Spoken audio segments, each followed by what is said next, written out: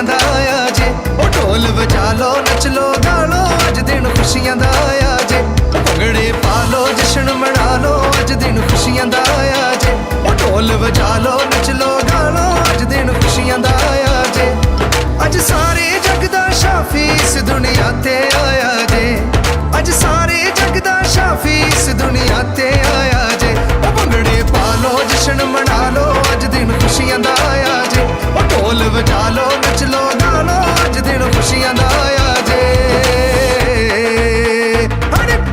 Shout and sing to the up till down, make a big voice to the town. I say shout and sing to the up till down, make a big voice to the town. Everybody just say Merry Christmas. Celebrations to the nations. Yeah. Parties are gonna high, a lot of wishes and desire. My heart is really fine, burn the Christmas fire. Lights and Christmas trees, cars and Santa Claus. My all carol cities can be together all. सुंजिया सितारियां चों तारा एक वखेरा, चरनी दी राम जोसियां नू दसदा। सुंजिया सितारियां चों तारा एक वखेरा, चरनी दी राम जोसियां नू दसदा, चरनी दी राम जोसियां नू दसदा। डरियो आ जाओ दर्शन पा जाओ अज दिन खुशियां दा आया जे, डरियो आ जाओ दर्शन पा जाओ अज दिन खुशियां दा आया जे, अज सारे जग दा शाफी इस दुनिया ते आया जे, अज सारे जग दा शाफी इस दुनिया ते आया जे, ओ भंगड़े पा लो जश्न मना लो अज दिन खुशियां दा आया जे, ओ ढोल वजा लो नच लो गा लो अज दिन खुशियां दा आया जे।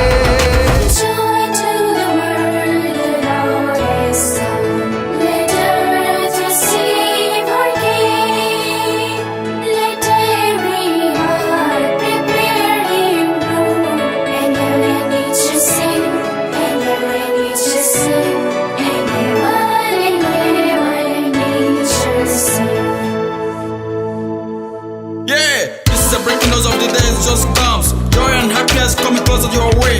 Shadows of the night will turn into sunny day. Jesus is born, the King and Messiah. Tell Jesus in the cloud, Mother Mary paving cold. He come for you and me, and sharp as sick is old. Love is in the air, peace is everywhere. Watching at the door, a call for drink share. गल ये साया वाली अज सच हो गई, बंजर जमीन वेखो किवें हरी हो गई। गल ये साया वाली अज सच हो गई, बंजर जमीन वेखो किवें हरी हो गई, बंजर जमीन वेखो किवें हरी हो गई। ए गल सुन लो सबनू सुना लो अज दिन खुशियां दा आया जे, ए गल सुन लो सबनू सुना लो अज दिन खुशियां दा आया जे, अज सारे जग दा शाफी इस दुनिया ते आया जे, अज सारे जग दा शाफी इस दुनिया ते आया जे, ओ भंगड़े पा लो जश्न मना लो अज दिन खुशियां दा आया जे, ओ ढोल वजा लो नच लो गा लो अज दिन खुशियां दा आया जे, ओ भंगड़े पा लो जश्न मना लो अज दिन खुशियां दा आया जे, ओ ढोल वजा लो नच लो गा लो अज दिन खुशियां दा आया जे, ओ भंगड़े पा लो जश्न मना लो अज दिन खुशियां दा आया जे, ओ ढोल वजा लो नच लो गा लो अज दिन खुशियां दा आया जे, अज सारे जग दा शाफी इस दुनिया ते आया जे, अज सारे जग दा शाफी इस दुनिया ते आया जे, ओ भंगड़े पा लो जश्न मना लो अज दिन खुशियां दा आया जे, ओ ढोल वजा लो नच लो गा लो अज दिन खुशियां दा आया जे। नमस्कार दोस्तों, एक लाइव पर आपका हार्दिक स्वागत है, जहां हम आपको जीवन आधारित प्रश्नों का उत्तर लेकर आते हैं। आज के इस कार्यक्रम में हम एक बहुत ही महत्वपूर्ण विषय पर बातचीत कर रहे हैं और वो है प्रभु यीशु मसीह के बारे में। जैसे कि जानते हैं कि क्रिसमस का अवसर है और हम चाहते हैं कि आप क्रिसमस के बारे में सही जानकारी को प्राप्त करें, तो अपने दोस्तों को बता दीजिए और हमारे साथ शामिल हो जाइए इस कार्यक्रम को देखने के लिए इस ब्रेक के बाद।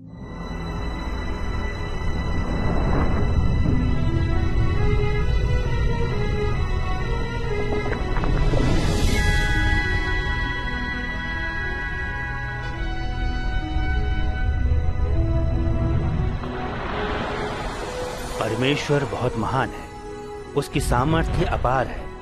उसने आकाश, पृथ्वी और जो कुछ उसमें है उसकी रचना की। जब हम देखते हैं कि परमेश्वर ने क्या क्या रचा है तो हम आश्चर्यचकित रह जाते हैं। जो कुछ परमेश्वर ने रचा वो सब अच्छा था। हर वस्तु उसकी महानता और भलाई और सामर्थ्य को प्रकट करती है। परमेश्वर ने विभिन्न प्रकार के पेड़ पौधे, जंतु और जानवर बनाए। तब उसने मिट्टी लेकर प्रथम मनुष्य को बनाया और उसके नथनों में जीवन का श्वास फूंका। ये पहला मनुष्य आदम कहलाया। तब परमेश्वर ने आदम की पसली निकाली और उससे स्त्री को आदम की पत्नी होने के लिए रचा। उसे हव्वा नाम दिया गया। परमेश्वर ने अपने स्वरूप में उन्हें रचा, इसलिए वो उसकी संगति का आनंद उठाते थे। वो बगीचे में आनंद से उसकी उपस्थिति में रहते थे जो परमेश्वर ने उनके लिए रचा था। बगीचे को अदन की वाटिका कहा गया। वहां पर कोई पीड़ा या मृत्यु नहीं थी।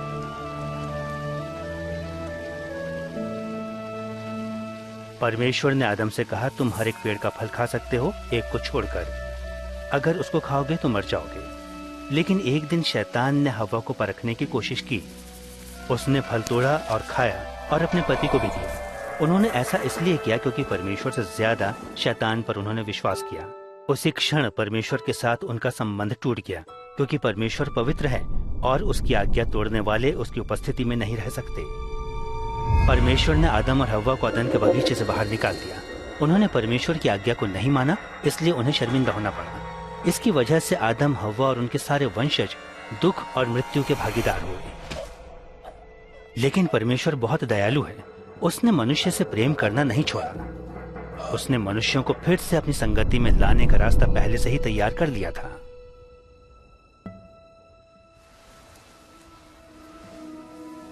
पवित्र शास्त्र में परमेश्वर अपनी इस योजना को प्रकट करता है, जिसके द्वारा वो मनुष्यों को उस दंड से जिसके वे लायक हैं बचाएगा और उनके पाप और शर्म को दूर करके अपनी संगति में वापस लाएगा।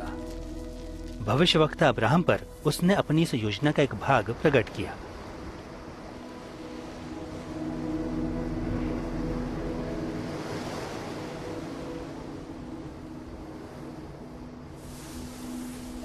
अब्राहम ने परमेश्वर पर विश्वास किया और परमेश्वर का वो आदर भी करता था। परमेश्वर ने उसे आशीष देने का वादा किया और कहा कि उसके द्वारा वो सब देश के लोगों को आशीष देगा।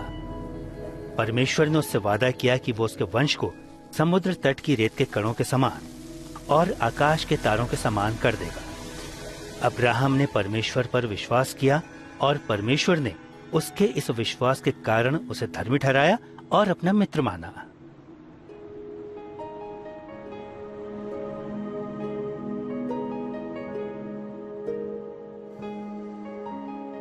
एक दिन परमेश्वर ने अब्राहम की परीक्षा ली कि वो उसके ऊपर विश्वास रखता है या नहीं और उसकी आज्ञाओं को मानता है कि नहीं।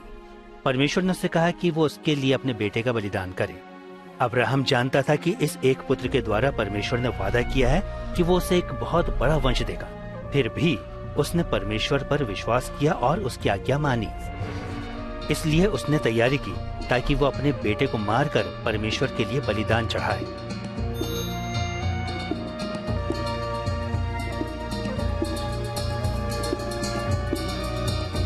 अब्राहम ने अपना छुरा उठाया, लेकिन परमेश्वर ने कहा, अब्राहम, इस लड़के को नुकसान न पहुंचा।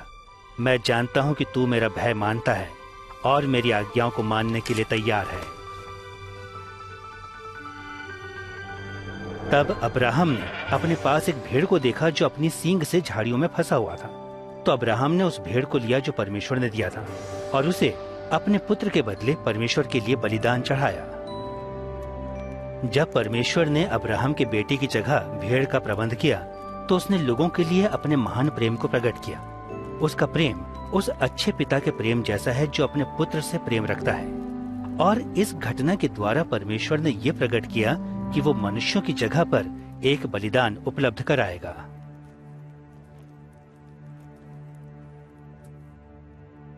बहुत समय पहले परमेश्वर ने भविष्यवक्ताओं पर यह प्रकट किया कि वो एक पाप रहित व्यक्ति को आदम के वंशजों की जगह पर मरने के लिए भेजेगा और उनके पाप और शर्म को दूर करेगा। एक महान बलिदान के द्वारा वो उनके लिए जो उस पर विश्वास करेंगे एक द्वार खोलेगा कि वे परमेश्वर के साथ हमेशा के लिए संगति कर सकें। भविष्यवक्ताओं ने इस व्यक्ति को मसीह कहा और उन्होंने कहा कि परमेश्वर मसीह को अपने लोगों को बचाने के लिए भेजेगा और वो उनका राजा होगा और परमेश्वर के नाम से हमेशा उन पर राज्य करेगा।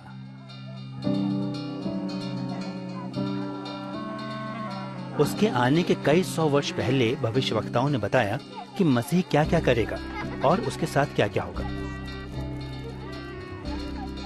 उसके आने के कई 100 वर्ष पहले ही भविष्यवक्ताओं ने यह बता दिया था कि मसीह क्या क्या करेगा और उसके साथ क्या क्या होगा।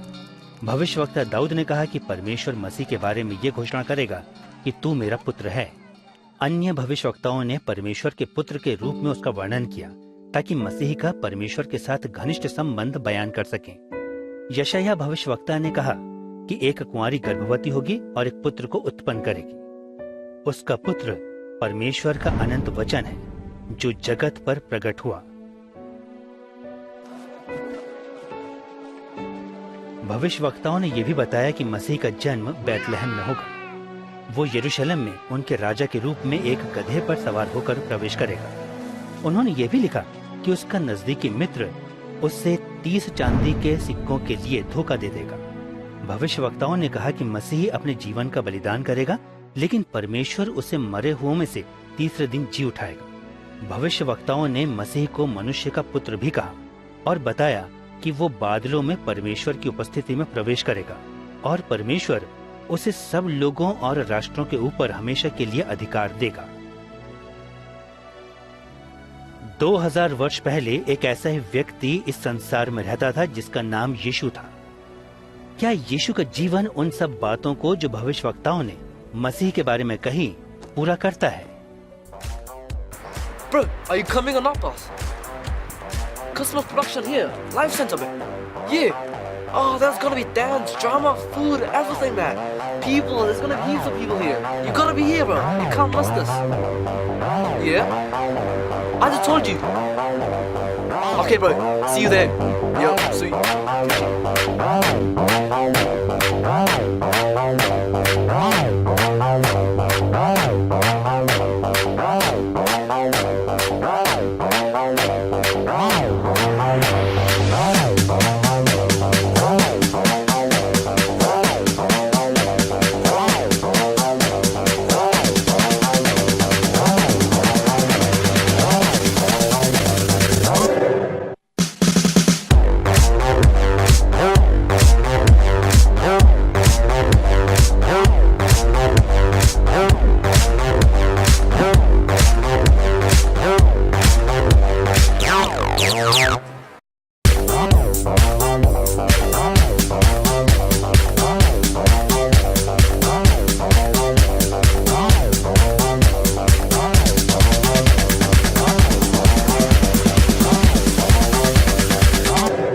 Who is Jesus? ये यीशु कौन है?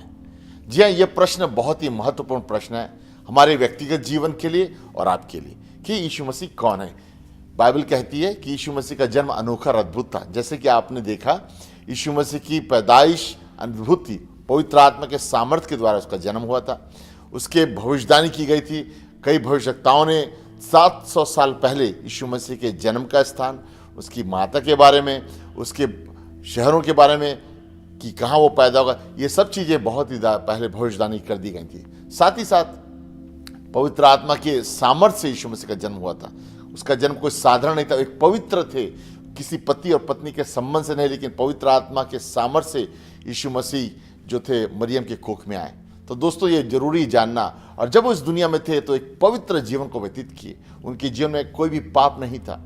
वो पाप के बिना पैदा हुए और पाप रहित जीवन व्यतीत किए।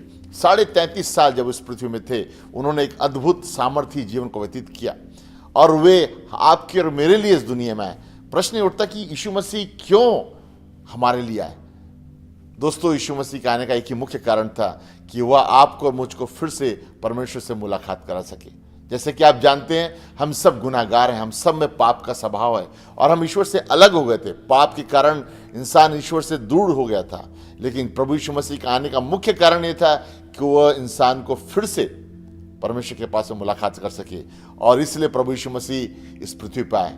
आप बोलेंगे ये क्या, क्यों यीशु मसीह किए, ऐसा क्या जरूरी था यीशु मसीह को करना? जैसे आप जानते हैं दोस्तों, मैं आपको एक कहानी के द्वारा समझाना चाहता हूँ। कुछ वर्ष पहले एक बहुत बड़ा प्रोफेसर, पढ़ा लिखा आदमी बाहर अपने घर में पेपर पढ़ रहा था, और जब अचानक से बहुत ही हवा और तूफान चलने लगी तो घर के अंदर आ गया और बर्फ़ गिरने लगा, और चिड़िया भी कुछ थे जो अंदर आने की कोशिश की, लेकिन दरवाज़ा बंद था, और कांच के खटखटाहट को जब सुना तो देखा वो चिड़िया फिर से अंदर आना चाहता है। उसने दरवाजे को खोला लेकिन चिड़िया उड़ गई। आखिर में उस बड़े स्कॉलर ने जो था, उसने सोचा कि अच्छा होता मैं जाकर चिड़िया को बाहर से अंदर लेके आऊँ। तो उसने अपने घर के दरवाजे खोले, चिड़िया को अंदर लाने की कोशिश की, लेकिन चिड़िया वापस नहीं आई। कारण क्या था? क्योंकि वो चिड़िया से बातचीत नहीं कर पाता था। दोस्तों बिल्कुल वैसे ही आप और मैं थे जो हम परमेश्वर से बातचीत नहीं कर सकते। परमेश्वर बहुत कोशिश किया इंसान को अपनी नज़दीकता में लाने के लिए, बहुत से नबियों को भेजा, बहुत से गुरुओं को भेजा, लेकिन किसी के द्वारा वो आ नहीं सका। आखिर में खुद परमेश्वर खुद इंसान बनकर हमारे बीच में आ गया ताकि हमसे वो मुलाकात कर सके और हमें वापस अपनी ओर लगा। तो 3 मुख्य कारण था प्रभु यीशु मसीह का इंसान का बनना। पहला कारण, he wanted us to understand who father is. वो चाहता था कि हम पिता को देख सकें। He revealed father to us. उसने परमेश्वर को प्रकट किया कि ईश्वर है कौन, ईश्वर है कौन, पिता परमेश्वर कैसा है। वो परमेश्वर जिसने आकाश और पृथ्वी की सृष्टि की, कितना अद्भुत और प्रेमी परमेश्वर, उसको उसने प्रकट किया। दूसरा कारण, he redeemed us from the sin and sickness. The reason Yeshu Masih इस दुनिया में आए कि हमको उस बंधन से, उस पाप से, उस गुलामी से, उस श्राप से, उस अंधकार से हमको छुटकारा दें। तीसरा कारण, he wanted to restore man to his original purpose. यानी कि परमेश्वर अपने पुत्र यीशु मसीह को इसलिए भेजे कि हमारा संबंध फिर से, जिस कारण से इंसान को परमेश्वर ने बनाया था, वो पहला कारण जो आदम और हवा को दिया था, वो जान सके ना। आप जानते हैं जैसे कि बहुत से इस दुनिया में लोग हैं जो यीशु मसीह पर विश्वास करते हैं, और बहुत से लोग हैं जिनका विश्वास अलग है। बहुत से लोग हैं जो इस दुनिया में कहते हैं कि यीशु मसीह क्रिश्चियनों के लिए या सिर्फ एक पर्टिकुलर धर्म और जाति के लिए। दोस्तों ये बात सही नहीं। ये जानना है कि यीशु मसीह सबको प्यार करते हैं और सब धर्म जाति के। बाइबल कहती है कि परमेश्वर ने जगत से ऐसा प्रेम किया कि उसने अपना इकलौता पुत्र दे दिया ताकि जो कोई इस पर विश्वास करे वो नाश ना हो। तो जी हाँ दोस्तों, ये जानना है कि यीशु मसीह सारे जाति के लिए, सब धर्मों के लिए आए थे ना। कुछ लोग ये कहते हैं कि भाई ये तो नया धर्म है, अभी अभी आया है, लेकिन दोस्तों ये बात सही नहीं। यदि आप बाइबल को पढ़ेंगे तो आपको मालूम पड़ेगा कि आदि में वचन था और वचन परमेश्वर के साथ था। यीशु मसीह इस दुनिया में मनुष्य का रूप लेके आए, लेकिन यीशु मसीह का एग्जिस्टेंस, यानी यीशु मसीह का इस पृथ्वी में रहना बहुत 1000 साल पहले सृष्टि की उत्पत्ति से ही थे, जब वो परमेश्वर खुद थे और वे परमेश्वर के साथ थे, परमेश्वर थे। बाइबल कहती है आदि में वचन था और वचन परमेश्वर के साथ था और वचन परमेश्वर था। He was equal to God, he is equal to God, he is God, but yet he became man. इसी ये बात को समझना बहुत ही मुश्किल है कि यीशु मसीह को हम अपने दिमाग से समझ नहीं सकते कि इतना बड़ा अद्भुत परमेश्वर कैसे मनुष्य के रूप लेके आया। तीसरी बात बहुतों के दिमाग में है कि यीशु मसीह एक वेस्टर्न जगह पे, वेस्टर्न रिलीजन के थे। दोस्तों ये जानना है कि यीशु मसीह का जो जन्म था वो मिडिल ईस्ट में हुआ। उन्होंने अपनी पूरी जिंदगी सेंट्रल वर्ल्ड के सेंटर भाग में किया। क्यों बीच में, पूरी दुनिया के बीच में? क्योंकि परमेश्वर चाहता था कि इंसान मनुष्य के बीच में आए। क्यों दोस्तों? ईश्वर आपसे बहुत प्यार करता है, इसलिए परमेश्वर ने अपने इकलौते पुत्र को हमारे लिए दे दिया और ये संसार, ताकि जो कोई भी उस पर विश्वास करे वो नाश ना हो परंतु अनंत जीवन को प्राप्त करे। बाइबल कहती है कि परमेश्वर ने अपने प्रेम की भलाई इस रीति से प्रकट किया, जब हम पाप ही में थे तभी मसीह हमारे लिए मर गया। जी दोस्तों, प्रभु यीशु मसीह का प्रेम इतना गहरा और इतना अद्भुत है कि जब हम पाप ही में थे तभी हमारे लिए मर गया। तो यीशु मसीह आपके और मेरे लिए इस दुनिया में आए। ये क्रिसमस के अवसर में मैं आपको बताना चाहता हूँ कि वो आपसे एक संबंध चाहते हैं, आपसे एक रिश्ता चाहते हैं। वो आपको बहुत प्यार करते हैं और चाहते हैं कि आप उसको नज़दीकता से जान सकें। इस क्रिसमस में मैं नहीं चाहता कि आप अकेले रहें, निराशित रहें, बीमारी में रहें, ग्रसित रहें। हम ये चाहते हैं कि आप छुटकारे को पाएं, क्योंकि परमेश्वर ने अपने पुत्र को आपके लिए दे दिया है और वो चाहता है कि आप हर बंधन से मुक्त हो जाएं, हर श्राप से, हर निराशा से, हर गरीबी से, हर प्रकार के बंधनों से छुटकारा मिले। और वो आपको आज निमंत्रण दे रहे, कह रहे हैं हे सब बोझ से दबे लोगों मेरे पास आओ। दोस्तों, दुनिया में किसी ने भी ऐसा नहीं कहा हे सब बोझ से दबे लोगों मेरे पास आओ, मैं तुमको विश्राम दूंगा, सिर्फ यीशु मसीह ने कहा। दोस्त, यीशु मसीह ने बहुत से ऐसे वायदाएं किए हैं। जैसे एक बड़ी वायदा उसने कहा कि तुम्हारा मन ना घबराए, मेरे पिता के घर में रहने के बहुत से स्थान हैं, यदि ना होते तो मैं तुमसे कहता कि मैं तुम्हें जहां मैं हूं वहां तुम्हें लेके जाऊं। माने यीशु मसीह के पास में ये निश्चयता है कि वो हर इंसान को जो उस पर विश्वास करते हैं वो उनको पिता के पास ले जा सकता है। बाइबल में एक बहुत अच्छी कहानी है, जब यीशु मसीह इस पृथ्वी में थे और जब मरने से पहले 2 डाकू उसके किनारे लटके हुए थे, तो उसमें से एक डाकू ने, एक चोर ने उससे कहा, हे प्रभु तू मुझे क्षमा कर और अपने राज्य में स्मरण करना। मालूम है यीशु मसीह ने क्या कहा? बोला कि बेटा आज ही तू मेरे साथ स्वर्ग लोक में। मैंने यीशु मसीह के पास में अधिकार है। उसने कहा सारा अधिकार स्वर्ग और पृथ्वी का मुझे दिया गया है। दोस्तों, चाहे आप किसी भी जाति भाषा के क्यों न हो, यीशु मसीह के पास में सामर्थ्य है कि वो इंसान को नया जीवन दे सकता है। बाइबल कहती है जिसके पास में पुत्र है उसके पास में जीवन है। Jesus is the source of my life. He's my savior. Jesus is everything to me. Jesus is everything to me. He's my savior, he's my redeemer, and he's the reason I'm alive today. He is my redeemer and my savior. Jesus is my provider, my helper. Without him, I'm nothing.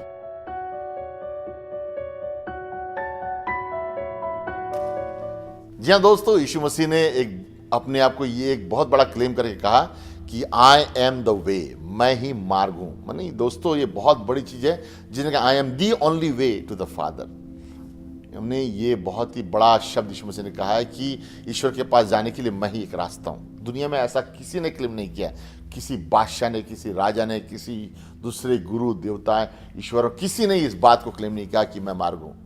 सिर्फ ईश्वर ने कहा मैं ही रास्ता हूं, मैं ही रास्ता हूं। उन्होंने कहा कि रास्ता ये है। बहुत से जो लोग आए उन्होंने रास्ते को दिखाया, लेकिन यीशु मसीह ने कहा मैं रास्ता हूं। दोस्तों, इसका मतलब ये है कि प्रभु यीशु मसीह ही रास्ते हैं और वो चाहते हैं कि अगर आपको अनंत जीवन पाना है, पापों की क्षमा चाहिए, छुटकारा चाहिए, जीवन चाहिए, तो उस रास्ते को ग्रहण करिए, उस रास्ते पे चलिए और आपके जीवन में एक नया परिवर्तन और एक नया खुशी इस क्रिसमस में आपके जीवन में आ सकता है। हमारी ये शुभकामनाएं, हमारी इच्छा है कि आप इस महान प्रभु के सामर्थ्य को अनुभव करें और उसके प्यार को पहचानें। हम आपके लिए प्रार्थना करेंगे इस समय कि प्रभु का सामर्थ्य आपको छुए और आपकी ज़िंदगी को हमेशा के लिए बदल दे। मैं जानता हूं कि प्रभु यीशु मसीह के पास में ऐसी शक्ति है कि अगर यदि आप उसको दिल से पुकारेंगे तो वो आपको आपके बंधनों से, आपके उन आदतों से आपको आज़ाद कर सकता है जिसमें आप बंधे हुए हैं। यदि आप अपने आँख को बंद करें और सिरों को झुकाएं और दिल से विश्वास करें तो मैं इस समय आपके लिए प्रार्थना करूंगा और प्रभु यीशु मसीह का सामर्थ्य आपको छू सकता है। प्यारे प्रभु जी, हम आपका धन्यवाद देते हैं इन भाई बहनों के लिए जो इस टेलीविजन के माध्यम से या रेडियो के माध्यम से सुन रहे हैं। हर एक के लिए हम प्रार्थना करते हैं खुदावंद कि आपका प्यार भरा हाथ इन जीवनों को छुए और उन बंधनों को तोड़े। यीशु के नाम से हर एक अंधकार की ताकतें, हर एक शैतान की शक्तियाँ, हर एक श्राप, हर एक ऐसी आदतें जो नशीली वस्तुओं का बंधन है इनके जीवन में, जो बुरी आदतें हैं, प्रभु उन सारी शक्तियों का प्रभाव हम यीशु नासरी के नाम से तोड़ते हैं। और प्रभु जी, हम प्रार्थना करते हैं कि आपकी शांति, आपकी खुशी और आपका उद्धार उन जीवनों में आने पाए। जितने भी लोग देख रहे हैं प्रभु, हम तेरे खुशियों को उनके जीवन में मांगते हैं, तेरी शांति को उन जिंदगियों में मांगते हैं और उनके आपका राज्य इन जीवन में आने पाए। ये प्रार्थना हम प्रभु यीशु मसीह के नाम से मांगते हैं, सुनो ग्रहण कर, आमीन। मित्रों, हम आपको फिर से निमंत्रण देना चाहते हैं इस क्रिसमस के अवसर पर और हम चाहते हैं कि आप अकेले ना रहें। 25 दिसंबर का जो दिन है जिसमें हमारी सभा 23 स्प्रिंग्स रोड इस्टामाकी पे होगी, यूनिट 8 23 स्प्रिंग्स रोड इस्टामाकी में, और वह सुबह 10 बजे क्रिसमस की सर्विस होगी। हम आपका हार्दिक स्वागत करते हैं। जरूर आइए और हमारे साथ शामिल होइएगा और परमेश्वर की आशीष को प्राप्त करिए। धन्यवाद। Bro, are you coming or not, boss? Christmas production here, live center, man. Yeah. Oh, there's gonna be dance, drama, food, everything, man. People, there's gonna be heaps of people here. You gotta be here, bro. You can't miss this. Yeah? I just told you. Okay, bro. See you there. Yo,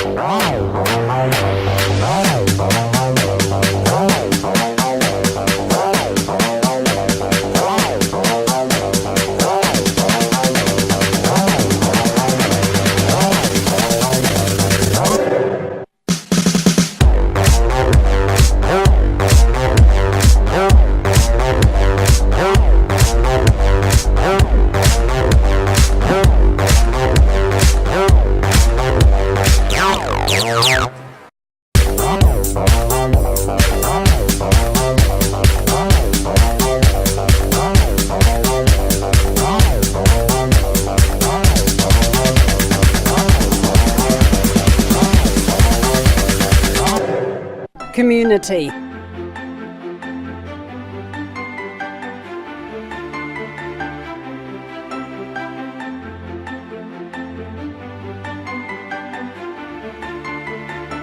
Friends.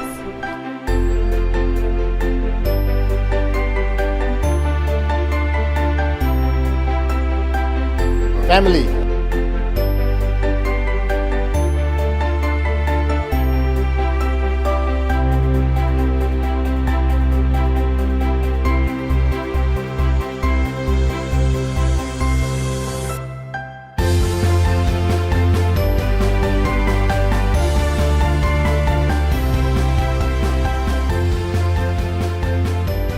A place with purpose.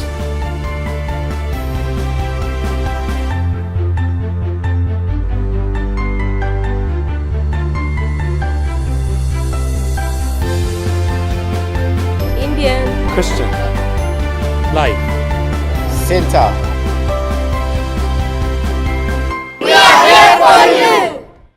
प्यारे दर्शकों, Indian Christian life centre की तरफ से आप सबों को हमारे प्रभु यीशु मसीह में प्यार भरा नमस्कार। हमारे रविवार की आराधना सुबह 9 बजे और शाम 6 बजे 8/23 स्प्रिंग्स रोड ईस्ट टमाकी में, जो कि कैली सर्विसेज के पास है, होती है। और अगर आप वेस्ट ऑकलैंड में रहते हैं तो हमारी आराधना सुबह 11:30 बजे 58 समरलैंड ड्राइव हेंडरसन में होती है। If you need any kind of prayer, we are here to pray for you and to believe with you for your miracle. See you soon.